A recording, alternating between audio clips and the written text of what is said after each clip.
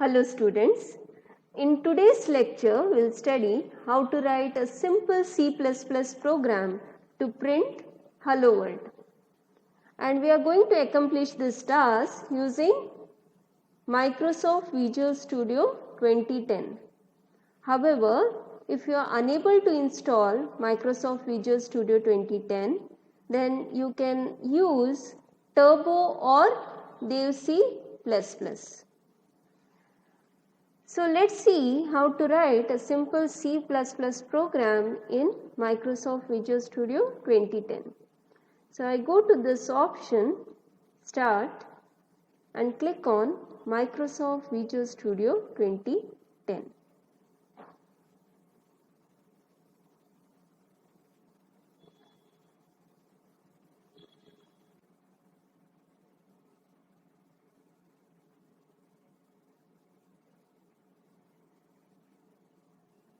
Okay, you can now go to the option File and select the sub option New Project, so that you can create a new project within which I create my C++ file.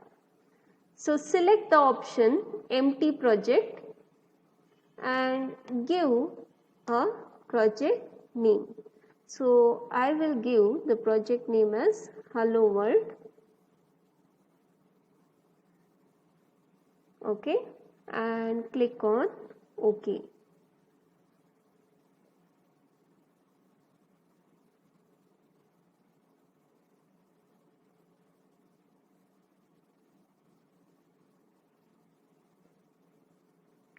You see that when I click on OK, there are 4 folders that get created: external dependencies, header files, resource files, and source files. Now right click on the source file so that you can add your C++ file into it. So I right click here and go to the option Add New Item.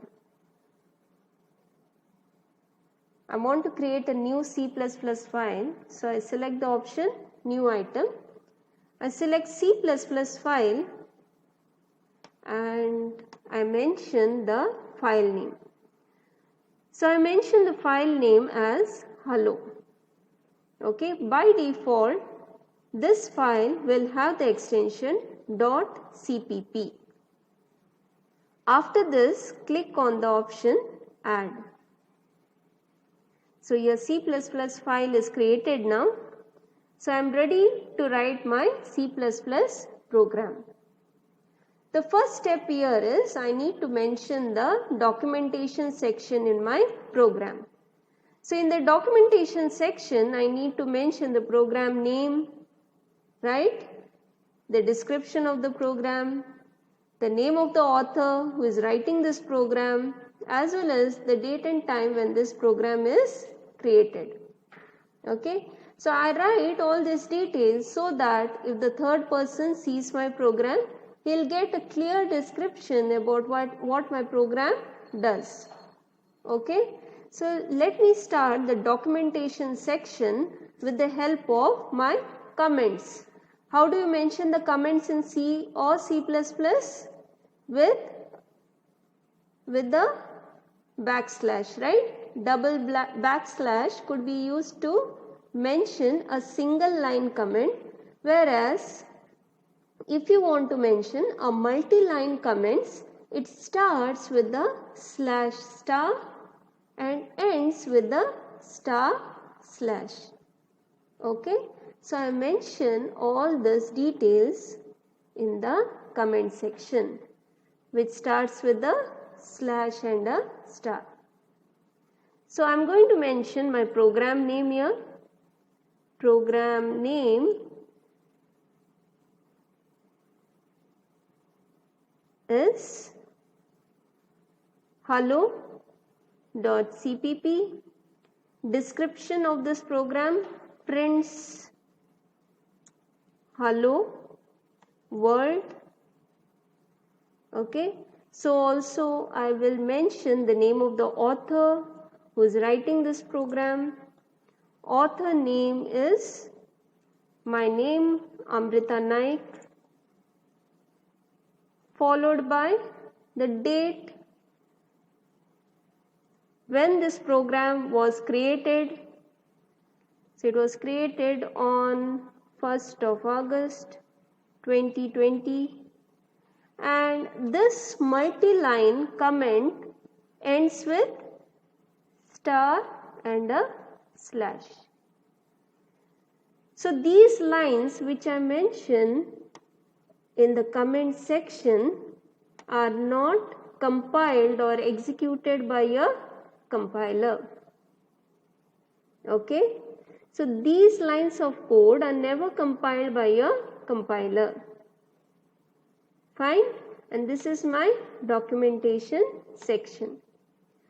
After mentioning the documentation section, the next line is header file inclusion section. So in header file inclusion section, I do include my header files. Now in my program, I might be using some of the built-in functions, right? Now if I want to use some of the functions, then I have to make sure that the appropriate header files are also included in the program. For example, in C programming language, you must have used the function printf, scanf and so on. The declaration of printf and scanf is defined in which header file? It is defined in stdio.h. So if I am using a built-in function, it becomes very mandatory for me to include the header file where the declaration of these functions are present. So if I use printf scanf, I have to use the header file stdio.h. If I use getch function, I have to use the header file conio.h, right? Similarly, in C++, I will include a header file iostream. Now why do I include this header file iostream? That's because this header file iostream contains some classes or object which I will be using in my program to print something or read something from the user. Okay. So I am including a header file here, that is iostream, hash include iostream. Okay. Now you will ask me, why didn't I write here iostream.h? That's because every C++ header file does not have a .h extension. iostream is a C++ header file and hence it doesn't have a .h extension, whereas stdio is a C header file, so it will have a .h extension.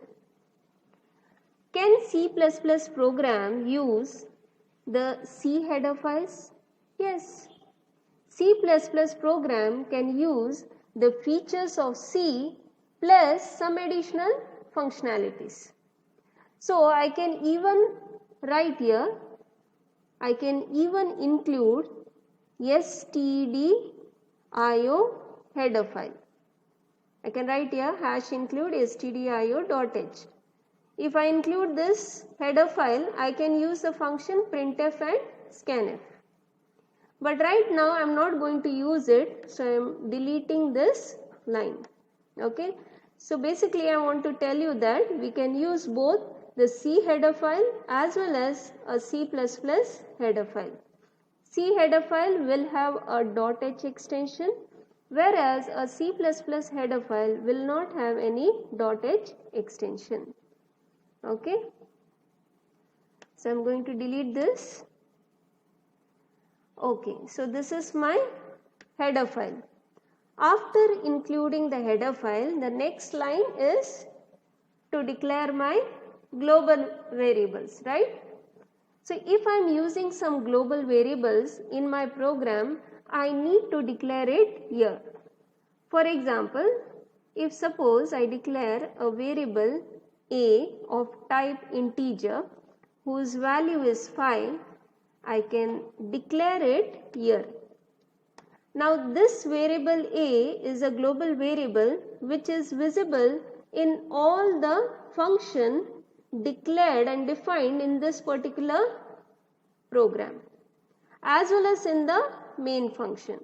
So this variable will be visible in each and every function and as well as the main function.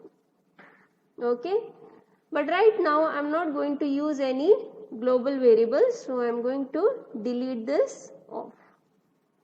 Okay, the next section is class definition section, right? Here I am going to define my class. How to define a class will be studied in the next lecture. Okay, so I am not going to declare any class here, neither define any class here.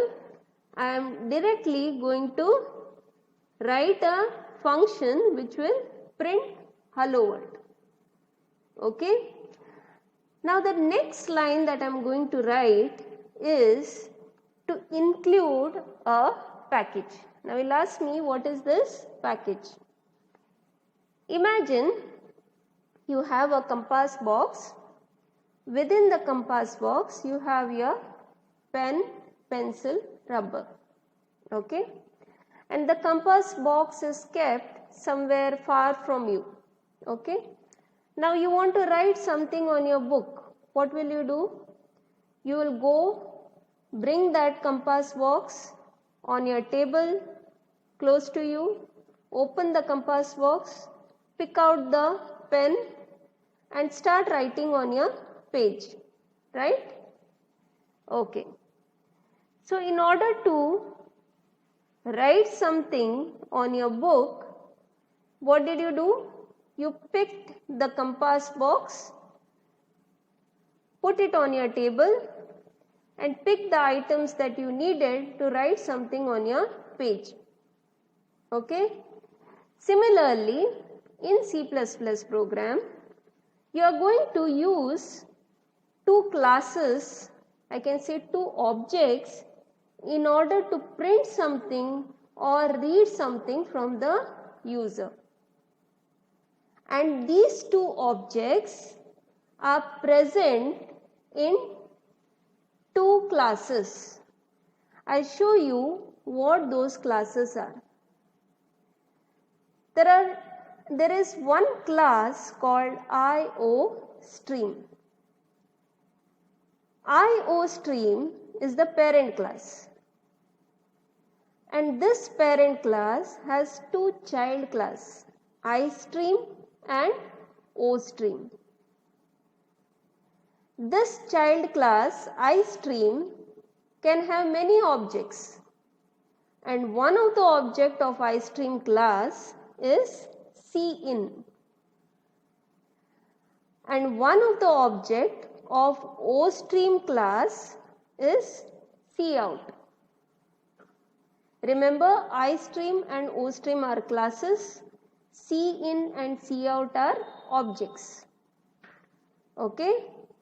Now if I want to read something from the user, I will use the object cin, and if I want to print something on the screen, I will use the object cout. Okay.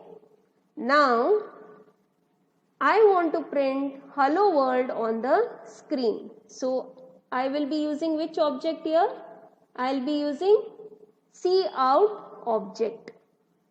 Now this cout object is belonging to which class? It is belonging to OStream class. So if I want to print something on the screen, I need this class. This class is OStream. Now this class is packaged or placed in a folder or a package, and that package in C++ is called namespace.